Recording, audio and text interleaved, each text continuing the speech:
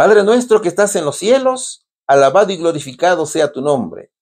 Ante ti venimos un grupo de tus hijos para rogarte que perdone nuestros pecados, que perdone los errores que cometemos y también para agradecerte por la vida y tu misericordia. Que este estudio, Señor nuestro, sea para comprender que nuestra misión es darte a conocer al mundo y pongas en nosotros el querer y el hacer. Gracias, Señor, por tus lecciones. En el nombre de Jesús te lo pedimos. Amén. La historia del rey Ezequías, especialmente su reacción ante la visita de los embajadores de Babilonia, encierra, mis hermanos, una profunda lección espiritual para nuestras vidas en estos tiempos. Aunque Ezequías había recibido grandes bendiciones y un milagro evidente de parte de Dios, falló en dar la gloria al Señor al mostrar sus riquezas en lugar de exaltar al dador de todas las cosas. O sea que no hizo la obra misionera. Este episodio nos recuerda cuán fácil es perder de vista nuestro verdadero cometido espiritual cuando permitimos que el orgullo y el deseo de reconocimiento ocupen el lugar que pertenece a Dios. La experiencia de Ezequías, mi querido hermano y hermana, nos llama a reflexionar profundamente sobre la necesidad de hablar más de las bendiciones divinas, de la misericordia y de la bondad de Dios, y también del amor profundo de nuestro Salvador, tal cual lo expresó el profeta Isaías al confrontar al rey Ezequías con las consecuencias de su actitud. Vamos a leer estos hermosos versículos. Entonces dijo Isaías a Ezequías: oye palabras de Jehová de los ejércitos. He aquí vienen días en que será llevado a Babilonia todo lo que hay en tu casa, lo que tus padres han atesorado hasta hoy. Ninguna cosa quedará, dice Jehová. Eso está escrito en el libro de Isaías, capítulo 39, versículos 5 y 6. Este relato nos invita a examinar nuestras propias vidas. Es que estamos dando la gloria a Dios por todo lo que ha hecho por nosotros. Estamos compartiendo los capítulos preciosos de nuestra experiencia espiritual con los demás. Ezequías nos enseña que cada decisión, especialmente frente a otros, es una gran oportunidad para exaltar a Dios o para perder de vista su propósito en todo caso. Y eso estudiaremos hoy en el tema que se titula La experiencia de Ezequías. Mis hermanos, bienvenidos al estudio de la Biblia. Antes de comenzar, te recuerdo que este sábado 6 de septiembre estaremos haciendo nuestro acostumbrado ayuno. Ese ayuno es por nuestra vida espiritual. Así que ayunemos, mis hermanos. Y con vuestro permiso, vamos a dar inicio a la lección con la pregunta número 1 que dice lo siguiente. ¿Qué sucedió en el año 14 del reinado del rey Ezequías? Vamos a seguir estudiando el libro del profeta Isaías, capítulo 36, versículos 1 y 2, y del 13 al 20. Aconteció en el año 14 del rey Ezequías que Sennacherib, rey de Asiria, subió contra todas las ciudades fortificadas de Judá y las tomó. El rey de Asiria envió a Rabsaces con un gran ejército desde Laquis a Jerusalén contra el rey Ezequías y acampó junto al acueducto del estanque de arriba, en el camino de la heredad del lavador.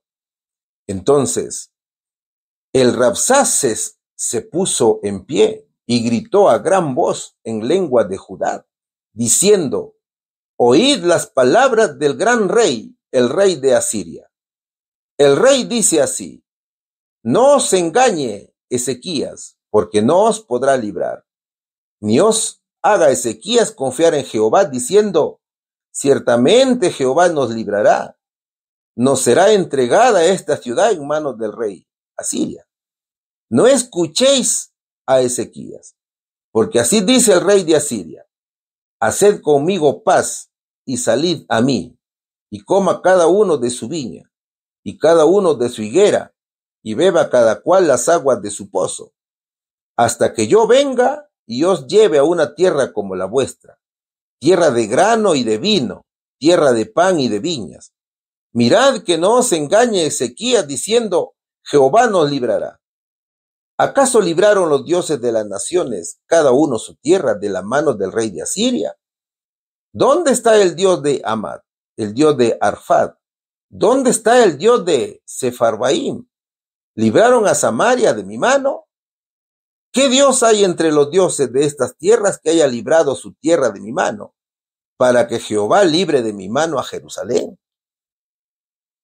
A ver, partamos el estudio por la biografía del rey Ezequías. Tal cual como lo presenta la Biblia, la biografía de Ezequías muestra a un líder piadoso que enfrentó grandes desafíos y cometió errores como todo pecador, pero vivió una profunda experiencia con Dios. Ezequías se deriva del hebreo Hizquiyá, que significa Jehová es mi fortaleza. El periodo de su reino fue aproximadamente entre los años 715 al 686 a.C. El reino fue Judá, que fue el reino del sur, ¿no es cierto? Fue hijo de Acaz, un rey impío. Su madre fue Abí, que también era llamada Abía, hija de Zacarías. Ezequías comenzó a reinar a los 25 años y desde el comienzo demostró ser un rey diferente a su padre Acaz. Ezequías fue un reformador religioso que buscó restaurar la verdadera adoración a Jehová, eliminando la idolatría y limpiando el templo de Jerusalén. Ezequías hizo lo que agrada al Señor, pues en todo siguió el ejemplo de su antepasado David. Dice Segunda de Reyes capítulo 18 versículo 3. ¿Qué reformas hizo el rey Ezequías? Hizo grandes reformas, sobre todo las reformas religiosas. Destruyó los altares altos de idolatría, quebró las imágenes y cortó los símbolos paganos. Incluso rompió la serpiente de bronce que Moisés había hecho. ¿Sabes por qué la rompió? Porque el pueblo la adoraba como ídolo. Así está escrito en Segunda de Reyes capítulo 18 versículo 4. En lo militar, durante su reinado, Ezequías se enfrentó a la amenaza del imperio asirio. El rey Sennacherib invadió Judá y exigió rendición. Ezequías oró fervientemente a Dios y buscó la guía del profeta Isaías, y Dios respondió milagrosamente, como lo vamos a ver más adelante. ¿Cómo respondió el Señor? Enviando un ángel que destruyó al ejército asirio. Esa misma noche el ángel del Señor salió y mató a 185,000 hombres del campamento asirio. Y a la mañana siguiente, cuando los demás se levantaron, allí estaban tendidos todos los cadáveres. Así lo registra Segunda de Reyes capítulo 19 versículo 35. Ezequías sufrió de grave enfermedad, solo que su recuperación fue milagrosa, ¿no es cierto? Isaías le dijo que iba a morir, sin embargo el rey oró con lágrimas y Dios le concedió 15 años más de vida, confirmándolo con una señal milagrosa, que fue la sombra del sol que retrocedió 10 grados. Solo que como todo pecador que nace con inclinaciones al mal, que nace con el principio del egoísmo, cometió errores como todos nosotros, como usted, como yo. El rey cometió un grave error con los embajadores de Babilonia. Después de su recuperación, Ezequías mostró sus tesoros a los embajadores babilónicos, buscando quizás reconocimiento humano.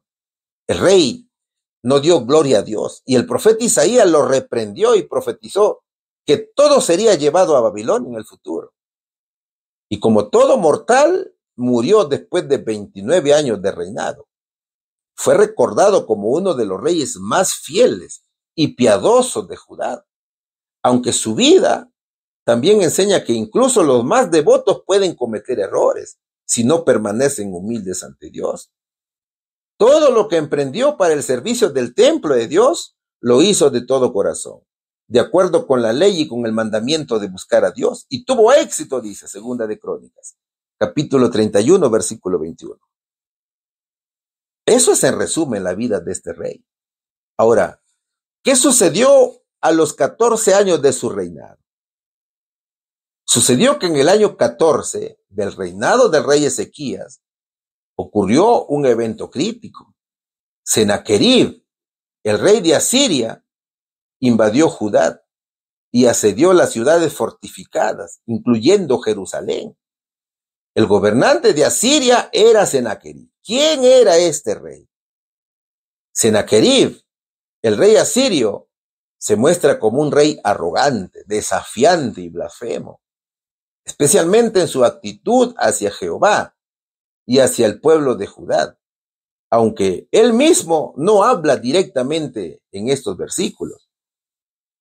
Pero su carácter y actitud se reflejan claramente a través de su enviado, el Rabsaces, quien actúa en su nombre. Veamos las características de este rey según los versículos. Primero, era un rey orgulloso y desafiante. Sennacherib cree que su poder militar es invencible y a través del Rabsaces desafía directamente al rey Ezequías y también a Dios. Este rey muestra su arrogancia y su visión de que ningún Dios, ni siquiera Jehová, puede resistirlo. Es por eso que dice, ¿qué confianza es esta en que te apoyas? Así dice Isaías capítulo 36, versículo 4, ¿no es cierto? ¿Acaso libraron los dioses de las naciones cada uno a su tierra de la mano del rey de Asiria? Eso se preguntaba él y eso le mandó a decir a Ezequías y a su pueblo. Segundo, era un conquistador agresivo. Este rey muestra su poder militar y su ambición de conquista y no se conforma con algunas ciudades, sino que su objetivo final es Jerusalén, el corazón de Judá, ¿no es cierto? Por eso que dice el versículo, Sennacherib subió contra todas las ciudades fortificadas de Judá y las tomó. El tercer aspecto, la tercera característica, es que es un hombre irrespetuoso hacia Dios, es un blasfemo. Sennacherib se burla de Jehová, comparándolo con los dioses falsos y paganos, y afirma que ni siquiera él podrá salvar a Jerusalén. Y esta es una blasfemia directa contra el Dios verdadero, ¿no es cierto, hermanos? Entonces, ¿qué sucedió en el año 14 del reinado del rey Ezequías? ¿Sabes qué sucedió? ¿Qué conquista hizo este rey? Sennacherib conquistó muchas ciudades de Judá y luego envió a su comandante, el Rabsaces, con un gran ejército a Jerusalén para intimidar a Ezequías.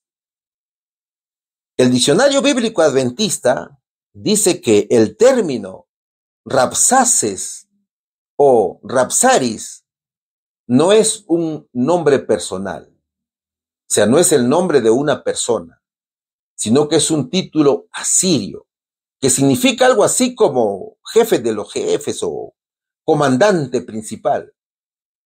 O sea que era un rango militar alto, equivalente a un general o a un capitán del ejército, algo así.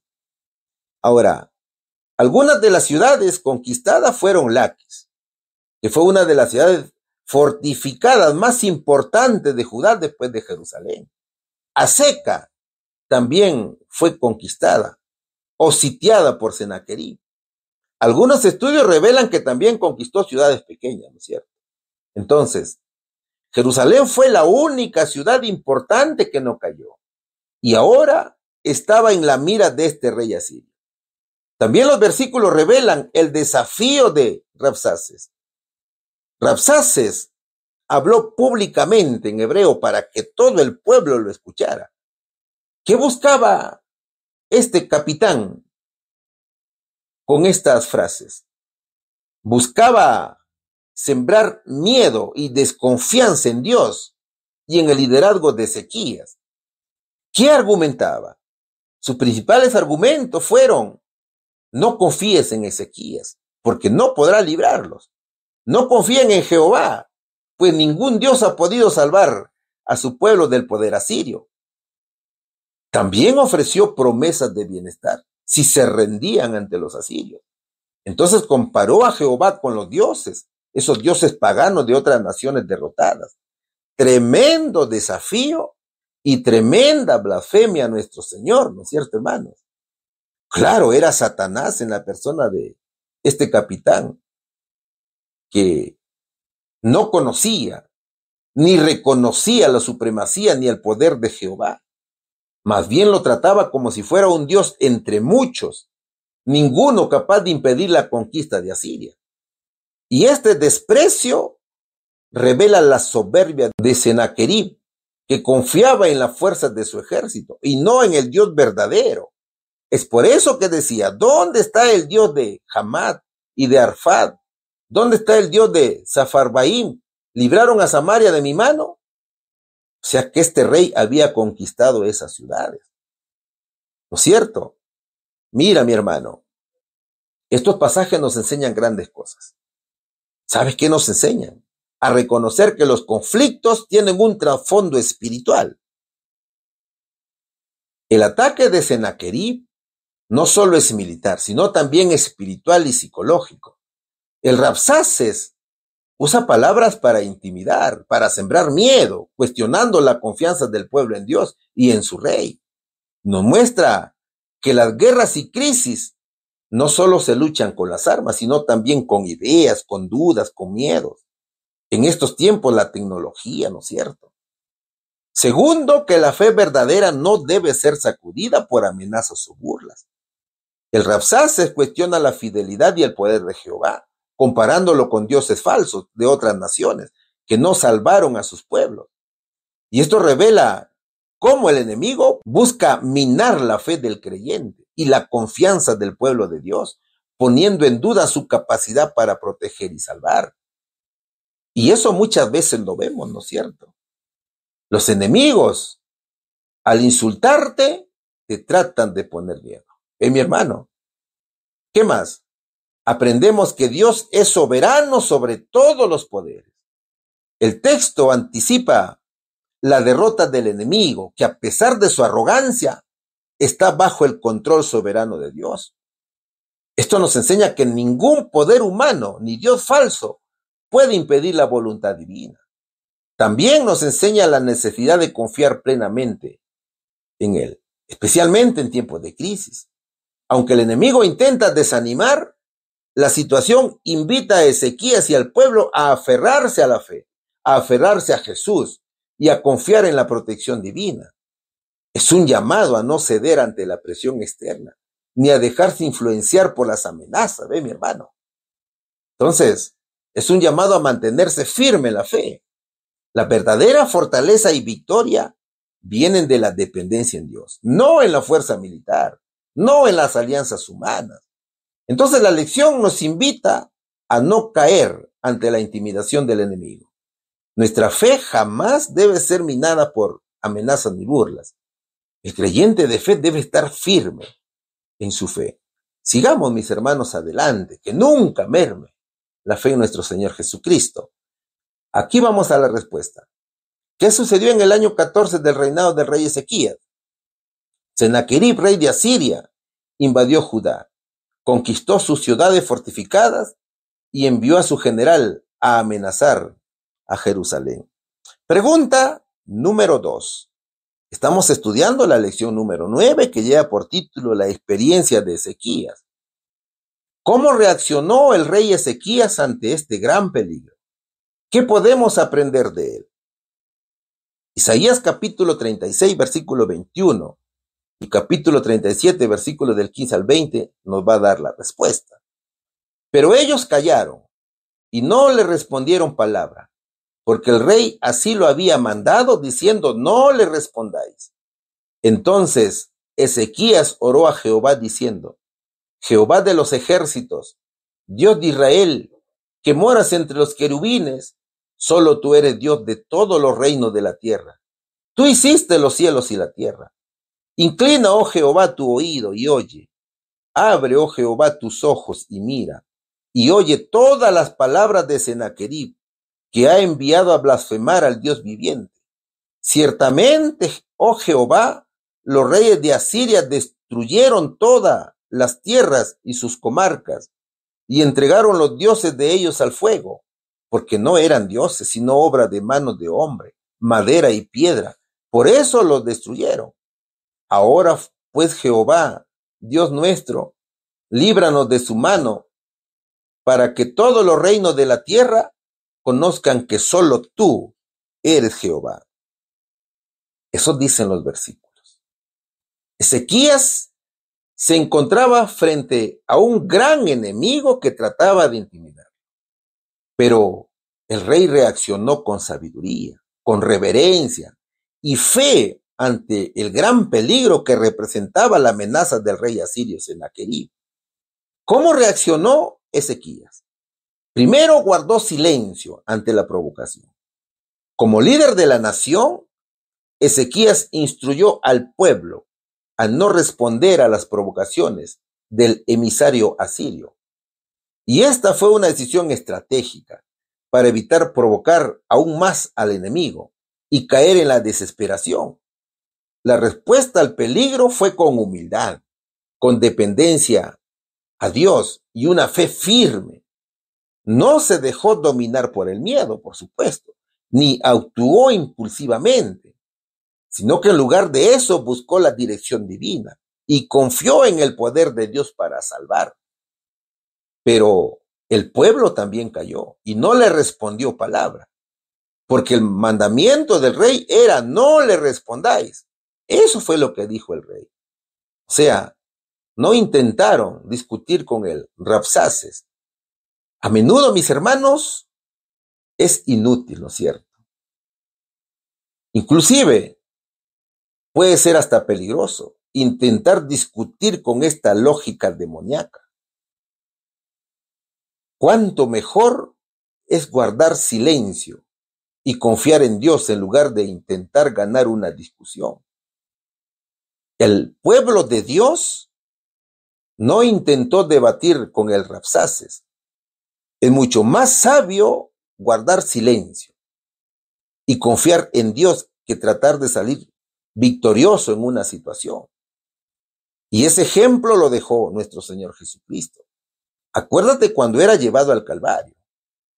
El Señor no decía nada, no respondió a las acusaciones, tampoco respondió a los insultos. Es que ¿sabes cuál es la clave? La clave es que el silencio es nuestra mejor respuesta a las acusaciones y burlas de nuestros enemigos. Nuestra alma debe quedarse quieta y nuestra causa debe ser entregada a Dios. De nada sirve discutir e incluso en muchos casos dar explicaciones, porque el enemigo como instrumento de Satanás no nos va a escuchar, no nos va a entender. Al contrario, se va a poner furioso, ¿no es cierto? Porque así es el enemigo. Segundo, Ezequías buscó a Dios en oración. El rey fue al templo y oró al Señor. Y en su oración reconoció la soberanía de Dios. Expresó la realidad de la amenaza y reconoció que Asiria había destruido muchas naciones. Clamó por liberación. Pidió a Dios que salvara a Judá, no solo por seguridad, sino para que todas las naciones supieran que solo el Señor es Dios. Por eso que decía y oraba: oh Señor de los ejércitos, Dios de Israel, que moras entre los querubines, solo tú eres Dios de todos los reinos de la tierra. ¿Qué revela la oración del rey? Primero revela reconocimiento de quién es Dios. Ezequías comienza exaltando a Dios como el único verdadero, creador del cielo y la tierra. Esto establece su confianza total en el poder supremo de Dios por encima de cualquier rey o imperio terrenal. El rey hace una humilde petición. Le pide a Dios que escuche y vea las blasfemias del rey asirio no por orgullo nacional, sino porque estas ofensas iban dirigidas contra el nombre de Dios. Tercero, hace un reconocimiento de la realidad. Ezequías admite que los asirios han destruido muchas naciones y sus dioses, pero también aclara que esos dioses no eran verdaderos, sino ídolos hechos por manos humanas. Eso eran los dioses. Y cuarto, suplica por liberación. Ezequías pide a Dios que salve a Judá, no solo para su bien, sino para que todas las naciones sepan que Jehová es el único Dios verdadero. Entonces, nos enseña una fe activa. Ezequías no se rinde ante el temor, sino que lo lleva a Dios en oración. Tiene como prioridad de la gloria de Dios. Su motivación no es solo salvar su reino, sino vindicar el nombre de Dios. Nos deja un modelo de oración. Muestra cómo orar en crisis y reconoce a Dios siendo realista sobre el problema y confía en su soberanía. También nos enseña a acudir a Dios en medio de la crisis. Cuando Ezequías recibe una amenaza directa del enemigo, no se desespera ni se apoya en un ejército o alianzas humanas, no. En lugar de eso, va directamente al templo y ora al Señor. Entonces, en vez de reaccionar con miedo o buscar soluciones humanas, primero nosotros debemos ir a Dios con nuestras cargas. Y oró Ezequías a Jehová, dice. Segundo, nos enseña a reconocer quién es Dios. Ezequías empieza exaltando a Dios, reconociendo su soberanía y su poder. Esto no solo honra al Señor, sino que pone la situación en perspectiva. Es que Dios es más grande que cualquier enemigo, ¿verdad, hermanos? La lección es que antes de pedir, debemos reconocer con fe quién es Dios. El Señor es todopoderoso y único. Por eso que dice, Jehová de los ejércitos, Dios de Israel, tú solo eres Dios de todos los reinos de la tierra. ¿Qué más aprendemos de este rey? Nos enseña a ser honestos con Dios. Ezequías no niega la realidad, sino que reconoce que el enemigo ha sido poderoso, pero también distingue entre los ídolos y el Dios vivo. Entonces nos enseña que podemos y debemos ser sinceros con Dios sobre lo que enfrentamos sin negar el dolor o el peligro. De allí que diga, inclina, oh Jehová, tu oído y oye. Es verdad, oh Jehová, que los reyes de Asiria han destruido. ¿Y qué más nos enseña? Nos enseña a defender la honra de Dios. Su oración no es solo para salvarse, sino para que Dios sea glorificado ante las naciones. Y esto revela que nuestra mayor preocupación en la oración debe ser que Dios sea conocido y honrado, no solamente resolver nuestros problemas, ¿no es cierto, hermano? Ahora pues, Jehová, Dios nuestro, líbranos, para que todos los reinos de la tierra conozcan que solo tú eres Jehová. Entonces, mira, mi hermano, son grandes las enseñanzas de Ezequías. El pueblo de Dios debe orar con fe, con humildad, en momentos de amenaza y desesperación también, ¿no es cierto? Entonces, ante las situaciones difíciles, debemos depender de Dios como nuestra primera, única y mejor opción. Aquí está la respuesta, mis hermanos. ¿Cómo reaccionó el rey Ezequías ante el gran peligro? Guardando silencio ante las amenazas y luego orando a Dios con fe, reconociendo su poder y pidiéndole liberación. ¿Qué podemos aprender de él? Podemos aprender a confiar en Dios en medio del peligro, a orar con fe y a buscar su gloria antes que la nuestra. Pregunta número 3. Seguimos estudiando la lección número 9. ¿Qué respuesta a su oración recibió Ezequías del Señor frente al asedio de Sennacherib? A ver, vamos a estudiar siempre el libro del profeta Isaías, capítulo 37, versículos del 21 al 23 y del 33 al 35. Entonces Isaías, hijo de Amós, envió a decir a Ezequías, así ha dicho Jehová Dios de Israel, acerca de lo que me rogaste sobre Sennacherib, rey de Asiria. Estas son las palabras que Jehová habló contra él. La virgen, hija de Sión, te menosprecia, te escarnece. Detrás de ti mueve su cabeza la hija de Jerusalén. ¿A quién vituperaste? ¿Y a quién blasfemaste? ¿Contra quién has alzado tu voz y levantado tus ojos en alto? Contra el Santo de Israel. Por tanto, así dice Jehová acerca del rey de Asiria: no entrará en esta ciudad, ni arrojará saeta en ella. No vendrá delante de ella con escudo, ni levantará contra ella baluarte. Por el camino que vino volverá, y no entrará en esta ciudad, dice Jehová. Porque yo ampararé a esta ciudad para salvarla, por amor de mí mismo, y por amor de David, mi siervo. Eso dice el Señor. Cuando se ora de corazón, la respuesta llega, ¿no es cierto?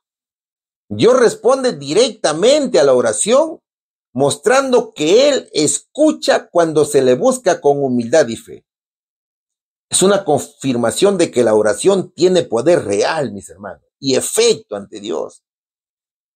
Por eso que el verso 22 y 23 dice: entonces Isaías, hijo de Amós, envió a decir a Ezequías: así dice Jehová, Dios de Israel, por cuanto me rogaste acerca de Sennacherib, rey de Asiria. Segundo, Dios confronta el orgullo de Sennacherib. Dios deja claro que las burlas y amenazas de este rey asirio no eran solamente contra Judá, sino contra Dios mismo. Esto significa que Dios toma personalmente las ofensas que hacen a su pueblo y también a su nombre. Es Dios quien defiende a su pueblo, ¿verdad, hermanos? ¿A quién vituperaste y blasfemaste? ¿Contra quién alzaste la voz? Contra el Santo de Israel. El Señor escucha el clamor del pueblo y hace una promesa de protección total. El Señor jamás será burlado ni derrotado. ¿No es cierto, hermanos? Es que Él es todopoderoso y anuncia que Sennacherib no solamente sería derrotado, sino que ni siquiera lograría atacar físicamente la ciudad. Entonces, es una promesa de protección completa y sobrenatural. ¿Qué le promete el Señor a Ezequías? No entrará en esta ciudad, ni arrojará saeta en ella. No vendrá delante de ella con escudo, ni levantará contra ella baluarte, dice. ¿Qué más hace el Señor aquí? El Señor defiende la ciudad por su causa. Dios actuaría no por los méritos del pueblo, sino por su propio nombre y por la promesa hecha a David. Usted sabe que el ser humano, mi querido hermano, no tiene méritos para venir a Dios, ¿no es cierto? Los méritos son de Cristo. Y el verso enseña que la fidelidad de Dios a su pacto es firme y Él actúa para glorificar su nombre. Por eso que dice con claridad: porque yo ampararé esta ciudad para salvarla por amor de mí mismo, dice, y por amor de David, mi siervo. ¿Cómo dice? ¿Por los méritos del rey Ezequías o del pueblo? No, no es cierto. El Señor dice: por amor de Él mismo. Eso dice el Señor. Entonces, mira, la respuesta de Dios fue clara, fue poderosa. Él escuchó la oración y condenó la arrogancia del enemigo. Prometió defensa total y salvó la ciudad por su gloria y fidelidad al pacto. Pero ¿qué aprendemos nosotros de estos versículos? Mucho, mis hermanos. En verdad, enseñan varias verdades espirituales y profundas. Primero, Dios escucha la oración sincera. Dios responde cuando se le busca con humildad y fe. El Señor enseña que la oración no es en vano. La oración mueve el corazón de Dios. Segundo, Dios defiende su nombre y a su pueblo. Lo hermoso, mis hermanos, es que las amenazas de los enemigos de su pueblo son ofensas contra Dios mismo. Entonces, el Señor nos educa y nos dice que Él se identifica con su pueblo y lo toma personalmente cuando se le ataca. ¿Sabes qué más nos revela el Señor? Nos revela que Dios tiene el control absoluto. Aunque el enemigo parecía invencible, no tocaría ni una piedra de Jerusalén. Entonces, mis queridos hermanos, el mismo Señor nos revela que su poder está por encima de toda amenaza humana. Por tanto, no tenemos por qué temer, ¿no es cierto? Ahora, el Señor Jesucristo también nos revela algo hermoso. Él nos dice que Dios cumple su promesa. Dios salvó a Jerusalén por amor a su nombre y por el pacto con David. Entonces, el Señor nos sigue afirmando que Él es fiel, incluso cuando su pueblo es débil. Mis queridos hermanos, Dios es soberano, es fiel, es protector. La oración confiada conmueve a Dios a actuar poderosamente en favor de su pueblo. Todo lo que Él hace es para la gloria de su nombre y el cumplimiento de sus promesas eternas. Entonces, no hay por qué temer ante las persecuciones, que muchas veces tratan de mermar nuestra fe y tratan de influenciar en nuestro estado de ánimo. Así que sigamos predicando la verdad de Jesús. Mantengámonos firmes en nuestra fe. Sigamos, mis hermanos, evangelizando al mundo. Sigamos predicando el mensaje de los 3 ángeles. Sigamos predicando la santidad de Cristo. ¿Ven, mi querido hermano? Tenemos mucho por hacer. Así que aquí está la respuesta. ¿Qué respuesta a su oración recibió Ezequías del Señor frente al asedio de Sennacherib? Dios respondió a la oración de Ezequías asegurándole que Sennacherib no entraría en Jerusalén, ni dispararía una flecha allí. Dios mismo defendería la ciudad por amor a su nombre y al pacto con David. Pregunta número 3. ¿Qué nos dice la pregunta número 3? ¿Cuál fue el resultado de la intervención divina en el asedio de Jerusalén? ¿Cómo puede aplicarse el mensaje de confianza y protección divina a nuestros desafíos y adversidades actuales? Dice la pregunta. Seguimos estudiando el libro del profeta Isaías, pero esta vez vamos a estudiar el capítulo 37, versículos 36 al 38. Y salió el ángel de Jehová y mató a 185,000 en el campamento de los asirios. Y cuando se levantaron por la mañana, he aquí que todo era cuerpo de muertos.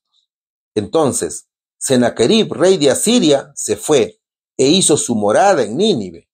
Y aconteció que mientras adoraba en el templo de Nisroch, su dios, sus hijos Adramelech y Sarecer le mataron a espada y huyeron a la tierra de Ararat, y reinó en su lugar Esar-Hadón, su hijo.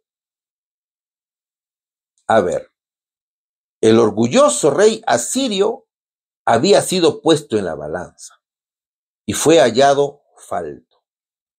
Tanto el rey Sennacherib como su abultado ejército fue sometido a juicio divino y fueron condenados a morir. Usted sabe que Dios da oportunidades hasta el último momento, ¿no es cierto? También a Sennacherib le dio oportunidades, que Dios fue paciente con este rey. ¿Cómo mostró Dios su paciencia con este retador? Primero le da la advertencia indirecta a través del desafío de Dios. El portavoz de Sennacherib, el Rabsaces, blasfema contra Dios al decir que ningún Dios de ninguna nación ha podido librar a su pueblo del rey de Asiria, ¿no es cierto? Esto es un claro desafío al Dios de Israel. ¿Acaso han librado los dioses de las naciones cada uno su tierra de la mano del rey de Asiria? Entonces aquí Dios toleró temporalmente la blasfemia, sin ejecutar juicio inmediato. Y claro, esto ya es una muestra de su paciencia divina. Luego viene la oración de Ezequías y la respuesta profética. Cuando el rey Ezequías ora a Dios por liberación, Dios responde a través del profeta Isaías y le da un mensaje directo sobre la soberbia de Sennacherib. ¿Qué le dice el Señor a Sennacherib? El Señor le dice que Sennacherib se ha ensoberbecido contra el Santo de Israel. ¿A quién has vituperado y blasfemado? ¿Y contra quién has alzado tu voz y levantado en alto tus ojos? Contra el Santo de Israel, le dice. Porque contra mí te airaste y tu arrogancia ha subido a mis oídos. Pondré mi garfio en tu nariz y mi freno en tus labios y te haré volver por el camino por donde viniste, le dice el profeta Isaías, capítulo 37, versículos 23 y 29. Entonces, hay un tiempo entre la profecía y el juicio, si le pones atención a los versículos. Desde que Sennacherib envió sus amenazas y blasfemias hasta que Dios ejecuta el juicio, hay un periodo de tiempo durante el cual el mensajero Rabsaces regresa a Sennacherib con el informe. Luego Sennacherib cambia de táctica y envía otra carta. Esto debido a que no obtenía respuesta de el rey Ezequías, ¿no es cierto? Pero a continuación, Ezequías ora de nuevo. Y el Señor, por medio del profeta Isaías, envía otra profecía. Este espacio de tiempo es otra muestra de la paciencia de Dios, en la que Sennacherib pudo haber reconocido su error. Entonces, implícitamente, mi querido hermano, si observas bien los versículos, hay un llamado al arrepentimiento. Solo que el rey asirio no lo hizo. Ahora, estos relatos también lo encontramos en Segunda de Reyes, capítulo 19, versículo del 35 al 37, y en Segunda de Crónicas, capítulo 32, versículo 21. ¿Qué sucedió aquella misma noche del anuncio del mensaje? El ángel de Jehová, ¿no es cierto? Un mensajero celestial ejecuta el juicio directamente, sin necesidad de la intervención humana. La Biblia no especifica cómo destruye al ejército. Si pudo ser una plaga, enfermedad repentina o muerte directa, o quizás fue como el castigo de los primogénitos de Egipto. Pero el resultado es claro, mis hermanos. 185,000 soldados mueren en una sola noche. Es decir, el poder militar de Sennacherib es destruido sin ni siquiera una sola batalla. ¿Qué hubo allí? Hubo terror y desolación. ¿Qué pasó a la mañana? Por la mañana los sobrevivientes, probablemente no combatientes, o parte de la compañía quizás, encuentran al ejército completamente destruido. El ángel destruyó a todo valiente y esforzado sirio, y a los jefes y capitanes en el campamento del rey asirio. Eso lo registra Segunda de Crónicas, capítulo 32, versículo 21. Segundo, se observa la retirada de Sennacherib. Después de la destrucción, Sennacherib huye. Ya no tiene fuerzas, ni militar ni moral, para continuar su campaña de invasión. Había sido destruido ese ejército. ¿Quién lo destruyó? Nuestro Señor Jesucristo, ¿no es cierto? Porque Él es el único que gana las batallas. El ejército de Judá ni siquiera se fue a la guerra, sino que fue Dios quien con su poder destruyó al ejército enemigo. Entonces, Sennacherib regresa a Nínive, capital de Asiria, totalmente deshonrado y destruido moralmente. Por eso que el versículo dice, entonces Sennacherib, el rey de Asiria, partió e hizo retirada, y volvió y se quedó en Nínive. Tercero, encontramos aquí la muerte de Sennacherib. El rey de Asiria es asesinado por sus propios hijos. ¿Dónde murió? Murió mientras adoraba a su dios pagano, Nisro. Entonces, no solo fue humillado públicamente, sino que encontró una muerte violenta y vergonzosa, ¿ve, mi hermano? En su propia tierra. Y el trono pasa a su hijo, Esarhadón. ¿Se da cuenta, mi querido hermano, cómo Dios protege y defiende a su pueblo? La hermana White dice algo maravilloso. Ella dice, el honor de Jehová había quedado vindicado en ojos de las naciones circundantes. En Jerusalén, el corazón del pueblo se llenó de santo gozo. Sus fervorosas súplicas por liberación habían sido acompañadas de la confesión de sus pecados y de muchas lágrimas. En su gran necesidad, habían confiado plenamente en el poder de Dios para salvarlos, y Él no los había abandonado. Repercutieron entonces en los atrios del templo cantos de solemne alabanza. Hermano mío, cuando hay arrepentimiento sincero, el Señor viene en nuestro socorro. El Señor no cambia. El Señor es el mismo de ayer, hoy y siempre, ¿no es cierto? Los mensajes de confianza y protección divina a nuestros desafíos y adversidades actuales siguen siendo las mismas. Dios puede intervenir poderosamente, incluso cuando todo parece perdido. Si lee con atención los pasajes, al principio la amenaza era real y masiva, pero Dios actuó sin que Israel levantara un arma. ¿Cuál es la aplicación actual? La aplicación actual es que aunque el ejército que enfrentas hoy sea una deuda, una enfermedad, una injusticia o una ansiedad, Dios no está limitado por medios humanos. El Señor puede intervenir de forma sorprendente y sobrenatural cuando todo parece imposible. No importa cuán grande es el problema. Dios siempre es mayor, ¿no es cierto, hermanos? Segundo, Dios puede deshacer el poder del enemigo sin lucha humana directa. Observa bien los versículos. Al principio, el pueblo de Dios se despertó y encontró resuelto el problema. Esa amenaza había desaparecido. En la actualidad, muchas veces nos desgastamos tratando de pelear batallas que solo Dios puede ganar. Nos preocupamos, ¿no es cierto? Uy, ¿qué voy a hacer ahora? ¿Ahora qué hago? Sin embargo, Dios actúa incluso mientras dormimos, mis hermanos. Así lo dice Salmos capítulo 121, versículos 3 y 4. La mañana trajo respuesta, ¿no es cierto? Por tanto, esto nos llama a descansar en la fidelidad de Dios, incluso cuando no vemos la solución inmediata. Tercero, Dios revierte el curso del opresor. Al principio, el arrogante enemigo que amenazaba con destruir huyó humillado.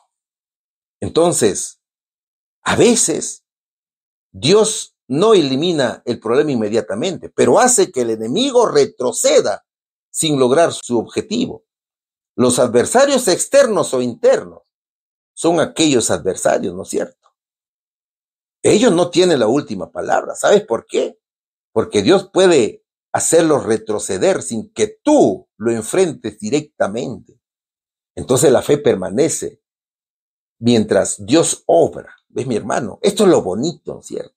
El Señor está obrando. Por lo tanto, nuestra fe tiene que estar allí, viva, fuerte, ¿ves, hermano? Debemos comprender que la justicia de Dios no falla, aunque tarde en llegar. Eso tenemos que entender nosotros. Sennacherib, aunque escapó de Jerusalén, no escapó del juicio divino. Hoy, mis queridos hermanos, Dios no solamente protege a su pueblo, también hace justicia a su tiempo. Aunque los malvados parezcan prosperar por un tiempo, pero Dios se encarga del juicio, un juicio justo. Entonces nuestra esperanza, nuestra confianza está en que Dios ve todo y actuará a su manera, en su tiempo.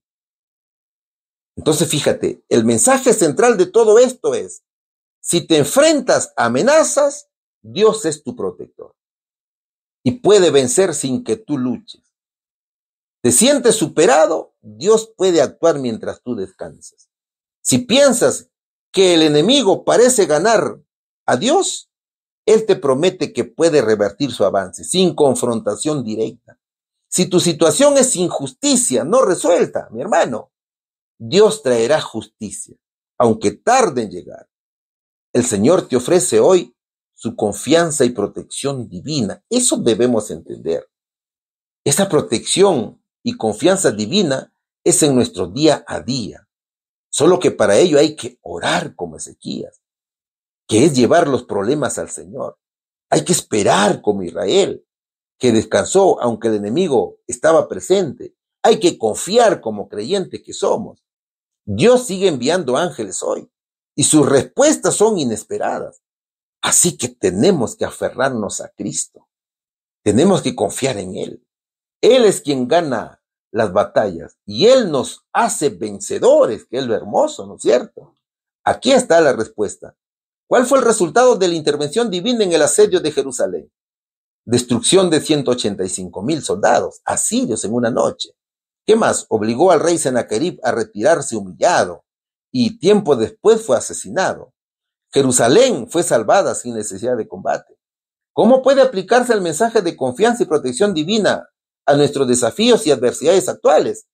Podemos confiar en que, así como Dios protegió a Jerusalén, Él también puede intervenir en nuestras dificultades, dándonos paz, dirección y victoria, incluso cuando todo parece imposible, mis queridos hermanos.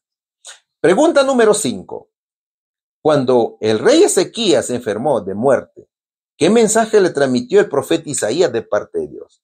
En su gran aflicción, ¿qué le pidió el rey al Señor? Vamos a seguir estudiando el libro de Isaías capítulo 38, versículos del 1 al 3. En aquellos días, Ezequías se enfermó de muerte. Y vino a él el profeta Isaías, hijo de Amós, y le dijo: Jehová dice así: ordena tu casa, porque morirás y no vivirás. Entonces volvió Ezequías su rostro a la pared, e hizo oración a Jehová, y dijo: oh Jehová, te ruego que te acuerdes ahora que he andado delante de ti, en verdad y con íntegro corazón, y que he hecho lo que ha sido agradable delante de tus ojos. Y lloró Ezequías con gran llanto, dice el versículo. A ver, ¿qué haría usted, mi querido hermano o mi querida hermana, si el Señor le dijera hoy: ordena tu casa porque morirás? Esa es una pregunta profunda y merece una reflexión honesta y personal, ¿no es cierto? Una reflexión con mucha fe, con una mezcla de oración intensa, de autoevaluación y preparación. Y eso fue lo que hizo el rey Ezequías. El profeta le dijo a Ezequías que se iba a morir. El reinado de Ezequías era próspero. Él caminaba de la mano del Señor. Sus actos agradaron a Dios. Era un rey que había puesto su total confianza en el cielo. Solo que en medio de su reinado se vio repentinamente aquejado de una enfermedad fatal. Estaba enfermo de muerte. Estaba enfermo para morir, dice.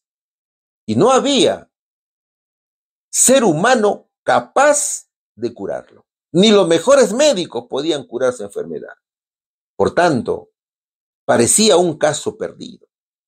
De 39 años escuchó Ezequías este mensaje. Así lo encontramos en Segunda de Reyes, capítulo 18, versículo 2. Ezequías tiene mucho dolor, está pálido, está flaco. La enfermedad lo estresa, pero fue visitado por el profeta Isaías. No para darle una buena noticia, por supuesto, sino para darle una noticia que duele.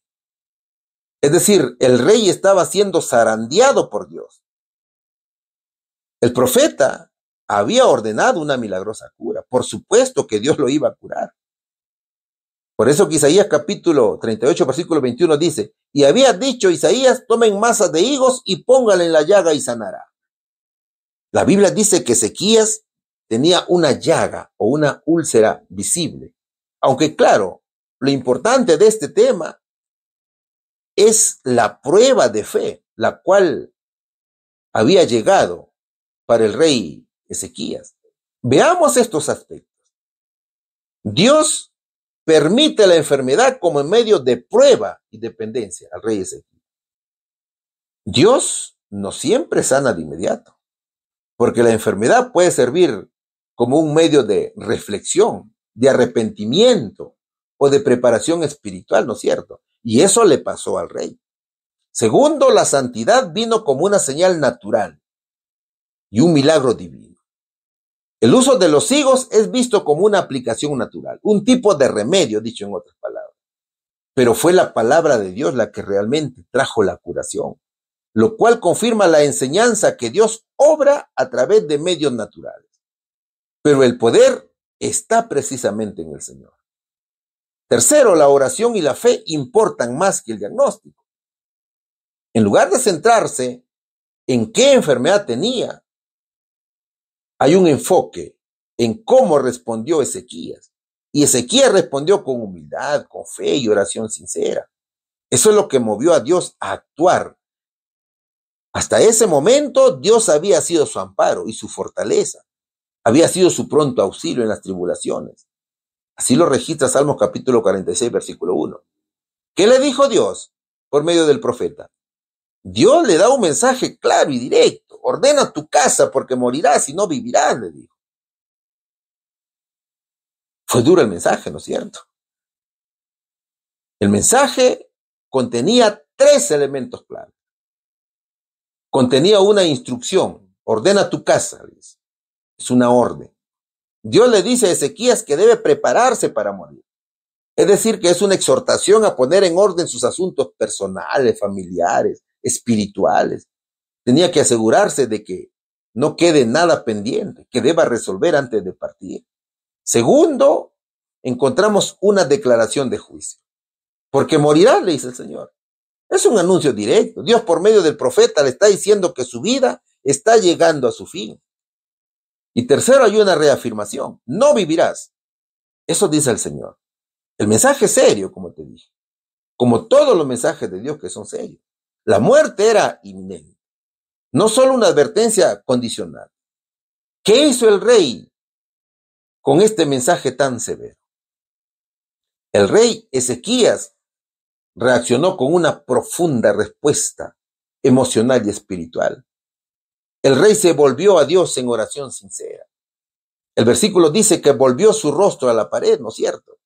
Volver el rostro a la pared indica una acción privada, personal, de completo enfoque y comunicación con Dios. Dejó todo lo demás para concentrarse en hablar con el Señor. El rey no se rebeló ni discutió con Isaías, sino que en lugar de eso fue directamente a Dios con el corazón quebrantado, como ya lo había hecho antes. Este rey clamó por misericordia, con argumentos sinceros. Ezequías no presumió ser perfecto, sino que apeló a su vida de fidelidad y obediencia a Dios. Es decir, no es una declaración orgullosa, sino una expresión de alguien que ha procurado vivir en justicia. Y por eso confía en la misericordia de Dios. Oh Jehová, te ruego que te acuerdes, ahora que he andado delante de ti, en verdad y con íntegro corazón, y que he hecho lo que ha sido agradable delante de tus ojos, dijo el rey. Y tercero, hay un lloro, hay un llanto. Llora profundamente. El llanto de Ezequías fue expresión de dolor, de miedo y de humildad.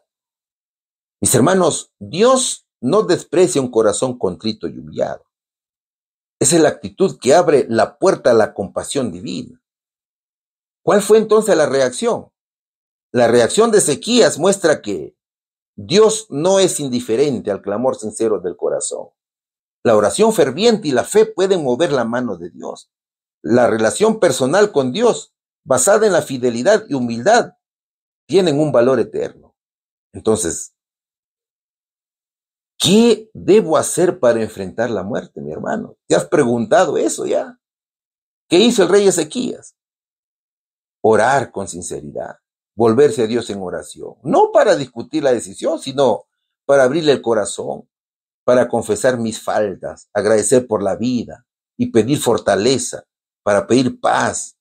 Y si fuera su voluntad, más tiempo, tal cual lo hizo el rey, ¿no es cierto?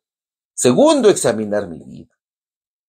Revisaría si mi relación con Dios está en orden, así como lo hizo Ezequías, no tanto en términos de perfección, sino de entrega. Debemos preguntarnos, ¿he perdonado a quien debería perdonar? ¿He pedido perdón en donde debía hacerlo? ¿He vivido de acuerdo a lo que sé que es verdad? Tercero, preparar lo práctico. Ordenar la casa también significa poner en orden lo familiar, lo emocional y lo material. Decirle a los seres queridos lo importante que son, resolver conflictos pendientes, dejar todo claro para que los que se quedan puedan continuar sin confusión o dolor innecesario. Y cuarto, aceptar la voluntad de Dios con fe. Aunque es humano querer vivir, también hay una paz al aceptar que la muerte no es el fin. Para el creyente fiel, la muerte es un sueño temporal, ¿no es cierto? Hay esperanza, y la esperanza es segura en la resurrección, tal cual lo ha prometido nuestro Salvador. En verdad que tenemos grandes enseñanzas. Tenemos que aprender bastante, mis hermanos. ¿Y usted qué haría si el Señor le dice que morirá? Vamos a la respuesta. Cuando el rey Ezequías se enfermó de muerte, ¿qué mensaje le transmitió el profeta Isaías de parte de Dios? Ordena tu casa porque morirás y no vivirás. En su gran aflicción, ¿qué le pidió el rey al Señor? Pidió al Señor que recordara su fidelidad, su vida íntegra y lo que había hecho agradando a Dios, y clamó por misericordia para no morir. Estamos en la pregunta número 6 y estamos estudiando la lección número 9, que se titula La experiencia de Ezequías. Cuán misericordiosamente respondió Dios a la súplica de Ezequías. Qué señal milagrosa le fue dada como confirmación de su sanación. Isaías capítulo 38, versículo del 4 al 8 nos va a dar esta respuesta. Entonces vino palabra de Jehová a Isaías diciendo: Ve y di a Ezequías: Jehová, Dios de David, tu padre, dice así: He oído tu oración y visto tus lágrimas. He aquí que yo añado a tus días 15 años, y te libraré a ti y a esta ciudad de manos del rey de Asiria, y a esta ciudad ampararé. Y esto te será señal de parte de Jehová, que Jehová hará esto que ha dicho. He aquí, yo haré volver la sombra por los grados que ha descendido con el sol en el reloj de Acaz, 10 grados atrás, y volvió el sol 10 grados atrás, por las cuales había ya descendido, dice la palabra de Dios. Isaías había dado su mensaje. El rey, aún débil en su lecho, quedó solo con el peso de la muerte sobre sus hombros. El silencio de la habitación era tan espeso como el dolor que sentía en su pecho, ¿no es cierto? La sentencia era clara: ordena tu casa porque morirás y no vivirás. Con el rostro vuelto hacia la pared, Ezequías lloró. Las lágrimas corrían libres, no por cobardía, sino por la súplica de un corazón que todavía creía en la compasión de su Dios. Quizá pensaba: así terminará todo esto. Después de servirte, Señor, esta es la última palabra. Ya no veré más la luz del sol, ni cantaré tus alabanzas en el templo. No hay redención siquiera para quien ha caminado contigo. Esos pensamientos eran profundos.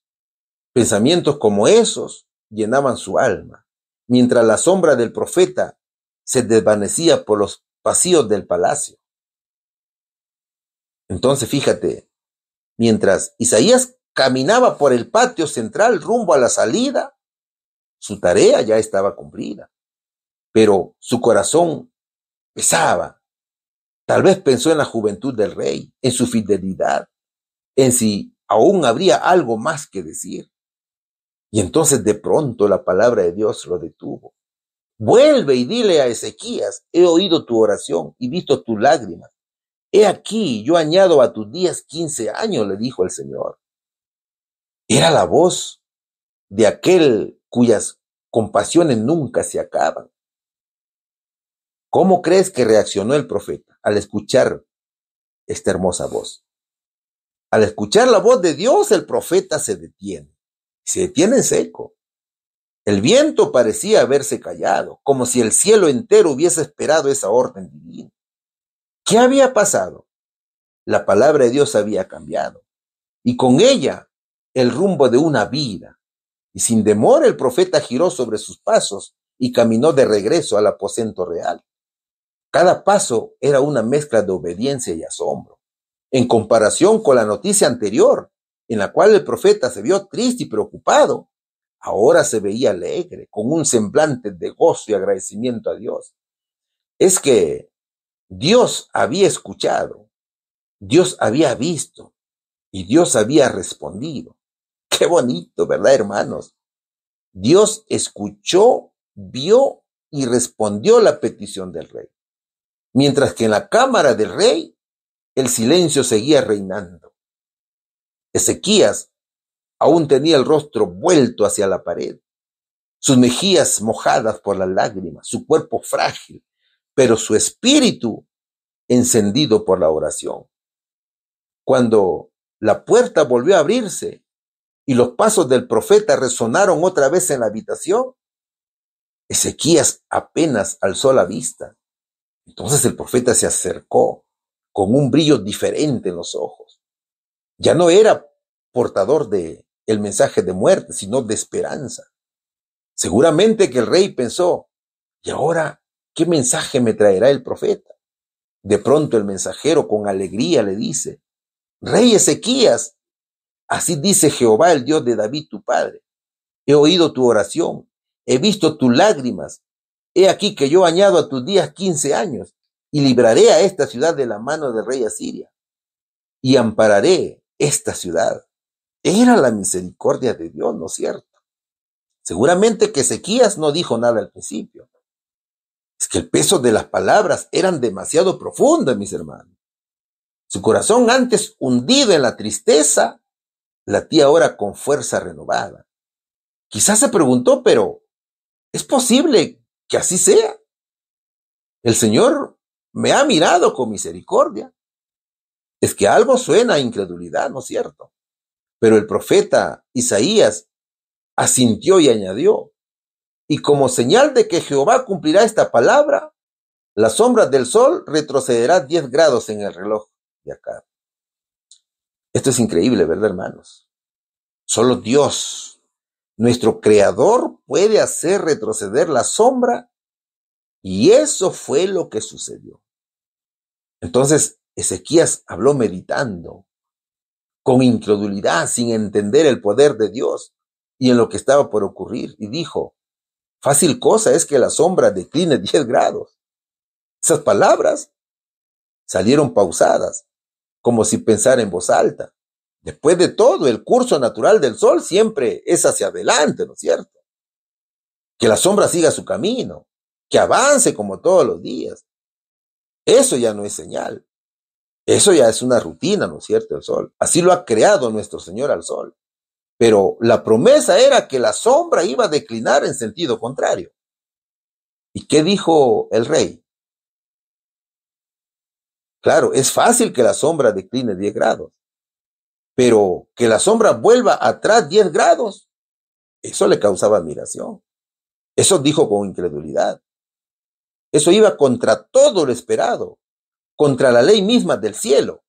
Es que no era simplemente un símbolo, era un acto imposible, un gesto celestial, algo que solo el Dios soberano podía hacer. Así que, en aquel instante, detenido en el tiempo, el sol obedeció a su creador. Y sabe que la naturaleza obedece al Señor. La sombra retrocedió, no por accidente, no por error del cielo, sino por una respuesta de amor, por una señal que tocaba el tiempo mismo, para asegurarle al corazón de un rey que Dios había oído. En ese momento la luz que entraba por la ventana cambió. La sombra que antes avanzaba por los grados del reloj solar comenzó a retroceder lenta pero decidida.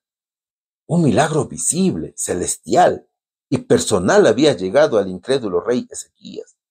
¿Cómo crees que reaccionó el rey? Ezequías se quedó mudo. El rey lo contempló sin palabras. Las lágrimas volvieron a sus ojos, pero ya no eran de dolor, sino que eran de asombro, de gratitud y de profunda adoración. Mis hermanos, el mensaje de Dios es que nada es imposible para él. Dios es el creador y es todopoderoso. No solamente hizo esto, sino que en medio de una batalla crucial, Josué también pide a Dios que el sol se detenga para que el pueblo de Israel tuviera más luz del día y pudiera vencer a sus enemigos. Y Dios responde deteniendo el sol y la luna, haciendo que el día se alargue sobrenaturalmente. Eso está en Josué capítulo 10, versículos del 12 al 14. Ese es nuestro Dios, a quien adoramos, todopoderoso, ¿no es cierto? Segundo, Dios escucha la oración sincera. Dios no solamente actúa con poder, sino con ternura. Nuestras oraciones, aunque parezcan pequeñas, son oídas por un Dios grande que lo puede todo. Dios puede alterar el tiempo para mostrar su fidelidad. Dios no solo promete, sino que confirma su promesa con una señal concreta, incluso extraordinaria, si así lo considera necesario, por supuesto. Hermano, Dios muchas veces te da razones visibles para confiar en Él. Aunque ya tenga su palabra, Dios puede alterar el tiempo para mostrar su fidelidad. Dios no es rígido, sino que actúa con justicia y misericordia y responde al corazón humillado. Es decir, el arrepentimiento puede cambiar tu historia. El Señor te escucha, mi hermano, y viene a tu socorro. Vamos a la respuesta. Cuán misericordiosamente respondió Dios a la súplica de Ezequías. He oído tu oración y visto tus lágrimas. He aquí que yo añado a tus días 15 años. ¿Qué señal milagrosa le fue dada como confirmación de su sanación? La sombra del sol retrocedió 10 grados en el reloj de Acaz. Está ahí muy interesante, ¿no es cierto?, la historia. Es la historia de Ezequías. Y la pregunta número 7 dice lo siguiente. Aunque el rey Ezequías cometió un grave error al mostrar los tesoros reales al séquito babilónico, lo que condujo al cautiverio de Judá, ¿qué misericordia mostró Dios hacia él y el pueblo? Seguimos estudiando el libro del profeta Isaías, capítulo 39, versículos del 1 al 8. En aquel tiempo, Merodac Baladán, hijo de Baladán, rey de Babilonia, envió cartas y presentes a Ezequías, porque supo que había estado enfermo y que había convalecido. Y se regocijó con ellos Ezequías, y le mostró la casa de su tesoro, plata y oro, especias, ungüentos preciosos, toda su casa de armas y todo lo que se hallaba en sus tesoros. No hubo cosa en su casa y en todos sus dormitorios que Ezequías no le mostrase. Entonces, el profeta Isaías vino al rey Ezequías y le dijo, ¿qué dicen estos hombres y de dónde han venido a ti? Y Ezequías respondió, de tierra muy lejana han venido a mí, de Babilonia. Dijo entonces, ¿qué han visto en tu casa? Y dijo Ezequías, todo lo que hay en mi casa han visto, y ninguna cosa hay en mis tesoros que no les haya mostrado. Entonces dijo Isaías a Ezequías, oye palabra de Jehová de los ejércitos. He aquí vienen días en que será llevado a Babilonia todo lo que hay en tu casa, y lo que tus padres han atesorado hasta hoy. Ninguna cosa quedará, dice Jehová, de tus hijos que saldrán de ti y que habrás engendrado, tomarán y serán eunucos en el palacio del rey de Babilonia. Y dijo Ezequías a Isaías, la palabra de Jehová que has hablado es buena. Y añadió, a lo menos haya paz y seguridad en mis días. Esta es la profecía del profeta, ¿no es cierto? En aquel tiempo, Babilonia contaba con hombres sabios que dedicaban mucha atención al estudio de la astronomía. Los babilonios eran meticulosos astrónomos que registraban los movimientos del sol, la luna y las estrellas en tablillas cuneiformes, como las del llamado diario astronómico de la época. No lo dice la Biblia, pero he de entender que estos sabios, al escuchar las noticias por emisarios o mercaderes, o al ver que el movimiento del sol o de su sombra retrocedió repentinamente, se inquietaran y decidieran investigar este acto que seguramente para ellos era un fenómeno natural, ¿no es cierto? Claro, este milagro también servía para que el rey Ezequías hiciera la obra misionera con aquellos que llegaran a visitarlo. La Biblia dice que cuando Ezequías se recuperó milagrosamente, el rey Merodach Baladán envió embajadores. Merodach Baladán fue gobernante babilonio y un firme opositor del imperio asirio, tratando de mantener la independencia de Babilonia frente a emperadores como Sargón II y Sennacherib también. Solo que fue derrotado y fue expulsado varias veces por los asirios, refugiándose ocasionalmente en Elam o en la actual Irán. Ahora, estos hombres probablemente no solo llevaban regalos, sino que también estaban interesados en la señal astronómica que acompañó su sanación. El contexto político, es decir, si Judá se estaba fortaleciendo, era posible que al enterarse del milagro, de la sombra, lo interpretaran como un evento astronómico importante o una señal divina y lo reportaran a sus astrónomos. Entonces, Ezequías tuvo aquí la gran oportunidad de ensalzar al Dios viviente y testificar de Jesús, pero no lo hizo, sino que Ezequías se dedicó a mostrarle sus tesoros y posiciones a los enviados de Merodac Baladán. Ahora, el profeta Isaías lo confronta, preguntando qué mostró y quiénes eran esos visitantes. Entonces profetiza que todos los tesoros y parte de su descendencia serían llevados cautivos a Babilonia. La hermana White dice, ¿qué portentosas transformaciones podrían haberse realizado si estos investigadores de la verdad provenientes de la llanura de Caldea se hubiesen visto inducidos a reconocer la soberanía suprema del Dios viviente? Era la gran oportunidad de Ezequías de dar a conocer a nuestro Señor Jesucristo, ¿no es cierto? A pesar de su inicial orgullo y vanidad, de mostrar los tesoros a los enemigos, Ezequías responde con humildad, reconociendo la palabra del Señor como buena. Es decir, se dio cuenta que había hecho mal, había pecado y se arrepintió. ¿Qué misericordia mostró Dios? Primero, el juicio no caería en los días de Ezequías. Dios aplazó el castigo, mostrando compasión hacia el rey. Aunque su error tendría consecuencias a largo plazo, su generación no sufriría la invasión ni el exilio. Este aplazamiento fue un acto de misericordia divina. No sucederá en tu día, dijo el Señor. Y esto protegió al pueblo temporalmente y les dio oportunidad de volverse al Señor. Segundo, Dios valoró el arrepentimiento y la humildad del rey.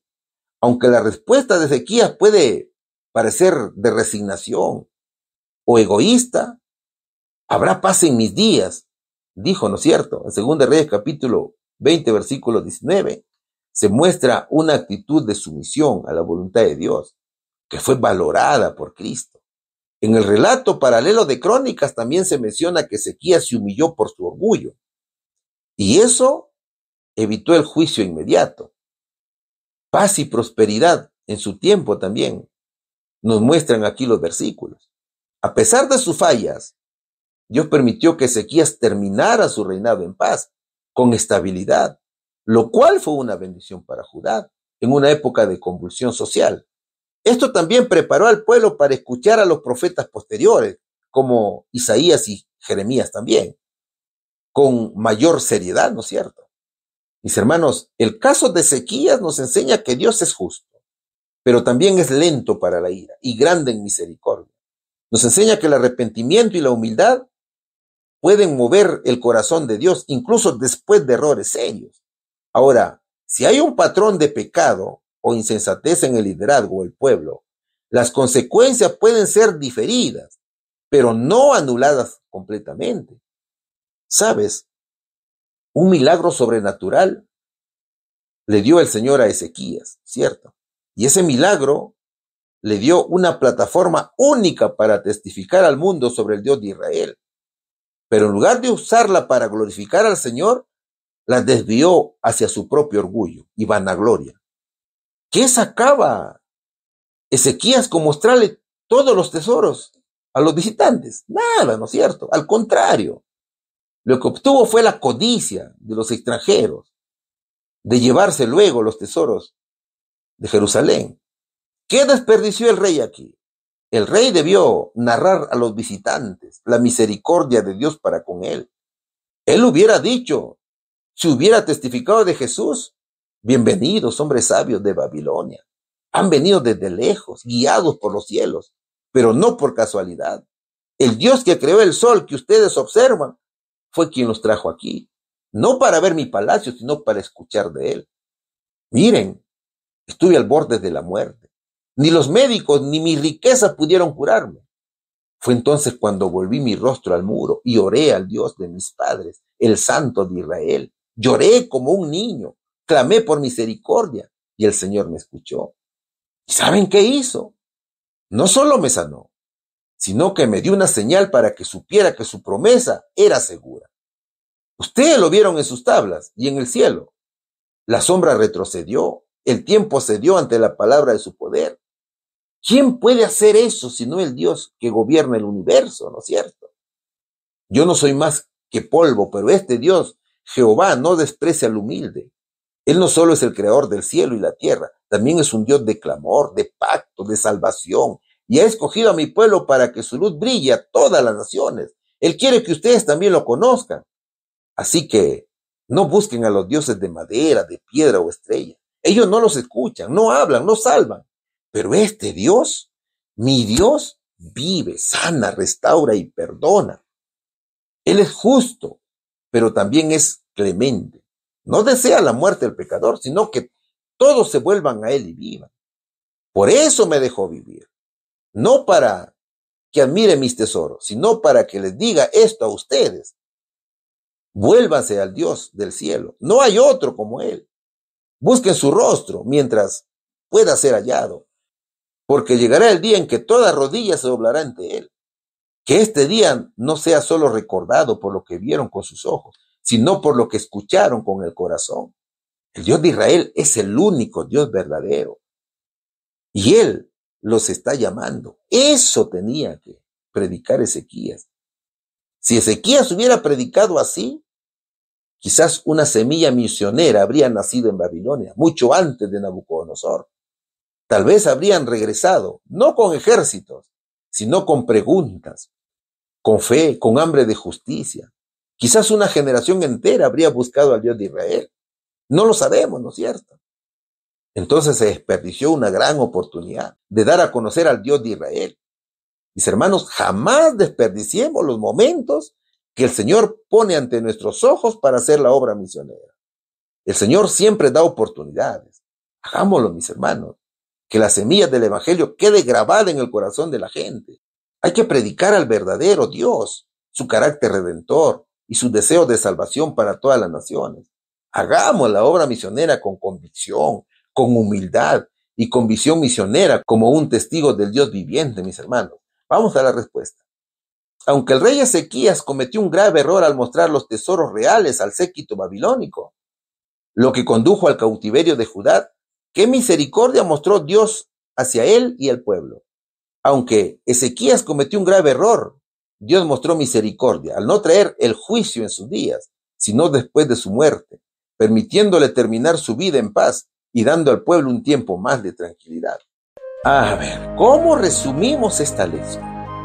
El rey Ezequías enfrentó una gran amenaza cuando Senaquerib, rey de Asiria, sitió Jerusalén con un poderoso ejército. En medio del temor y la presión, Ezequías se mostró fuerte y buscó consejo, enviando mensajeros al profeta Isaías para pedir la intervención divina. Mientras el ejército asirio intentaba intimidar y menospreciar la confianza del pueblo de Dios, Ezequías mantuvo su fe. Ezequías demostró un compromiso firme con Dios, a pesar del peligro inminente. En su angustia, Ezequías oró fervientemente al Señor, reconociendo su poder y pidiendo salvación para Jerusalén y para sí mismo. Esta oración refleja su humildad y dependencia total en Dios, quien había sido fiel a su pueblo en el pasado. Su súplica fue un momento crucial que mostró su transformación espiritual, pasando de la ansiedad a la esperanza, confiada en la misericordia divina. Y Dios respondió de manera poderosa a la oración de Ezequías, enviando el ángel del Señor, quien derrotó al ejército asirio durante la noche y destruyó a 185,000 hombres asirios, salvando a Jerusalén sin necesidad de una guerra prolongada. Este acto milagroso reafirmó la protección divina sobre el pueblo y la fidelidad de Dios, a quienes confían también en Él. La experiencia fortaleció la fe de Ezequías y su reconocimiento del poder soberano de Dios sobre toda la nación. Solo que, después de esta gran victoria, el rey cometió el error de mostrar a los mensajeros babilonios las riquezas de su reino, lo que provocó un anuncio profético de futuras consecuencias para Judá. Esta parte de la experiencia muestra que, aunque fue un rey fiel, también tuvo momentos de debilidad que trajeron desafíos posteriores. Así que la vida de Ezequías es un relato completo de fe, de crisis, de intervención divina y las complejidades humanas en la historia de Judá. Mis hermanos, solo Dios nos puede salvar de los enemigos espirituales. Solo Dios es quien puede hacer milagros asombrosos en nuestra vida. Lo único que tenemos que hacer es orar fervientemente al Señor. La oración es la clave para que nuestro Señor Jesucristo escuche, vea y nos salve, mis queridos hermanos. Que Dios los bendiga grandemente, mis hermanos, en el nombre de Jesús. Amén. Vamos a orar. Padre misericordioso, las gracias te damos por tu mensaje. Que las enseñanzas recibidas sean puestas en prácticas. Bendice, oh Dios, el trabajo misionero que se viene realizando y te rogamos que el mensaje predicado sea una semilla en cada corazón y que esta semilla germine en cada alma deseosa de tu palabra. Las gracias te damos, Señor, en el nombre poderoso de tu Hijo amado Jesús. Amén.